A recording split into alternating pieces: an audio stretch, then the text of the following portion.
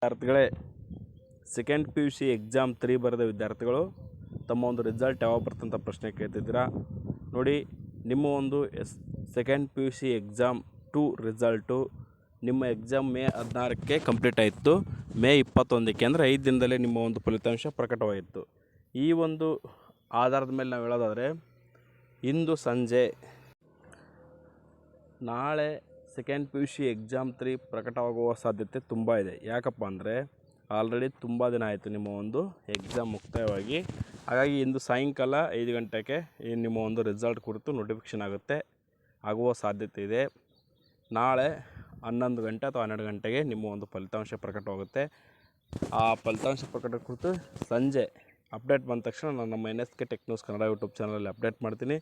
ಅದೇ ರೀತಿ ನಮ್ಮ NSK tech news Kannada YouTube ಚಾನಲ್ನ ವಾಟ್ಸಪ್ ಗ್ರೂಪ್ ಇದೆ, ಅಲ್ಲೇ ಜಾಯ್ನ್ ಆಗಿ ಅಲ್ಲಿ ಕೂಡ ನಾವು ಮಾಹಿತಿಯನ್ನು ಶೇರ್ ಮಾಡ್ತಿರ್ತೀವಿ. ಪ್ರತಿಯೊಬ್ಬ ವಿದ್ಯಾರ್ಥಿಗಳು ಈ ಒಂದು ವಿಡಿಯೋವನ್ನು ಲೈಕ್ ಮಾಡಿ. ಹೆಚ್ಚು ನೀವು ಲೈಕ್ ಮಾಡಿದರೆ ನಾವು ಹೆಚ್ಚು ಈ ಕುರಿತು ಮಾಹಿತಿಯನ್ನು ಸರ್ಚ್ ಮಾಡಿ ನಿಮಗೆ ವಿಡಿಯೋ ಮಾಡಿಕೊಡ್ತೀವಿ. ಲೈಕು ಕಾಮೆಂಟ್ಸ್ ಬರೆದಿದ್ದರೆ ಏನಾಗುತ್ತೆ, ನಮಗೆ ಪ್ರತಿಯೊಬ್ಬ ವಿದ್ಯಾರ್ಥಿಗಳು ಯಾವ್ಯಾವ ಜಿಲ್ಲೆಯಿಂದ ಈ ವಿಡಿಯೋ ನೋಡ್ತಾ ಇದ್ದಾರೆ ತಮ್ಮ ಜಿಲ್ಲೆ ಹೆಸರನ್ನ ಹಾಕಿ ಮತ್ತು ಲೈಕ್ ಮಾಡಿ ಅಂತ ಹೇಳ್ತಾ, thank you for watching this video.